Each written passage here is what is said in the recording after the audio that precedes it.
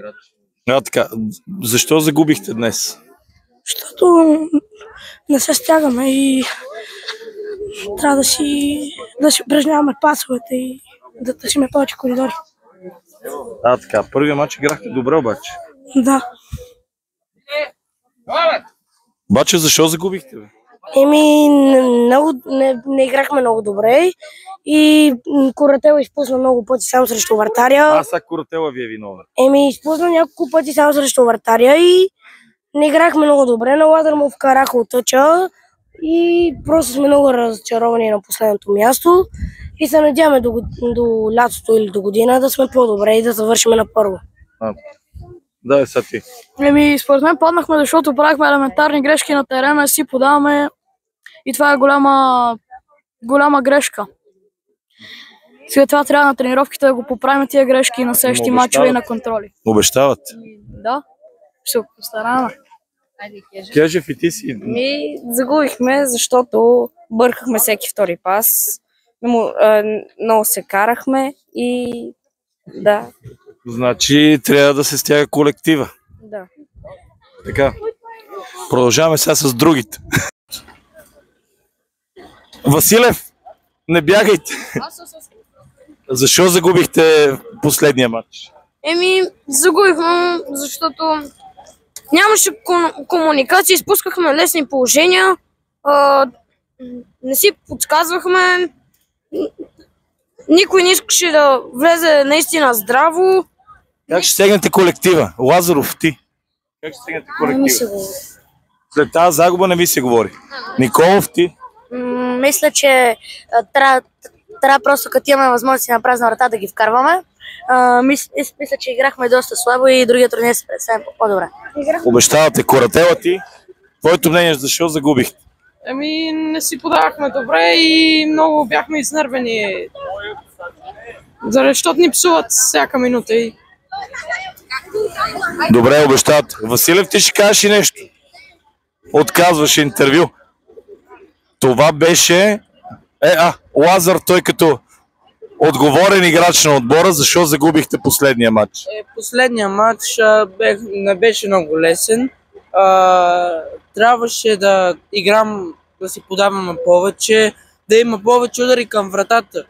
Защото ние понякога стигаме до наказателното поле и малко зад него и вместо да бием, я даваме или я връщаме назад, или я даваме напред. Има грешки на някои от позициите. Някои не се справиха много добре, други се справиха добре. Обещавате да подобрите играта? Разбира се, готвим се за първенството и от март ще почваме. Защо загубихте? Защото нямахме късмет, играхме добре, но нямахме късмет. Много положение изпуснахме. Просто нямахме късмет. Иначе нямаше и много комуникация. Добре играхме, единственото, което не ни достигна, това беше късмета. Иначе играхме добре. Така, значи и късмет трябва понякога. Василев, последно, ще кажете ли две думи? Да. Как оценявате турнира? Не беше много добра организацията. На мен лично ми хареса с някои изключения. С кои изключения? Не искам да казвам. Вашата игра как я оценяваш?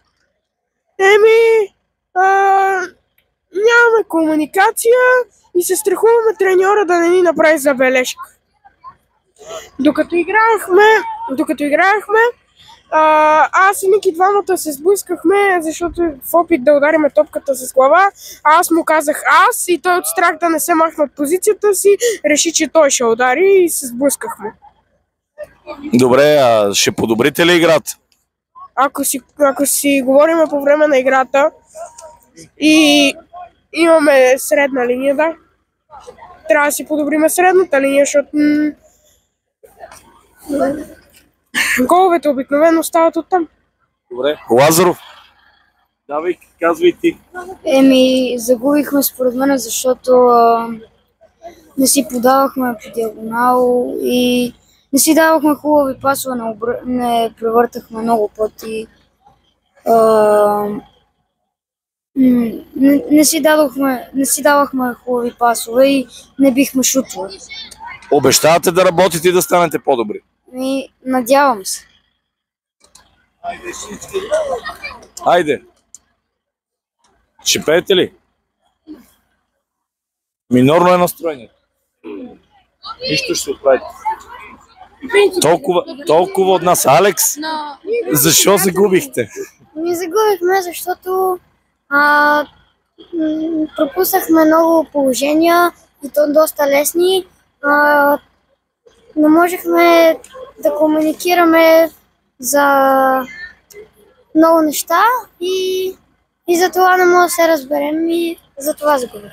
Карагетлиев, как оценяваш турнира? Турнира за нас определено не мина по най-добрия начин, но като условия добре. Като игра? Като игра особено изобщо не очаквахме това нещо да се получи по този начин. Да, но по принцип 2 мача изгубихте от късмет, т.е. нямахте късмет. Не всичко е до късмета, просто или сме се излигавили, или просто не сме мислили докато сме играели. Това са за мен вариантите, но смятам, че ще имаме и по-добри мачове и турнири. Добре. Давай. Тук условията за тренинг са отвратителни. Пясъци... Защо терена беше добър? Не беше въобще добър. Айде. Последно, значи това от Локомотив. Не, качвате се. Качвате се, ще си говориме пак следващия път.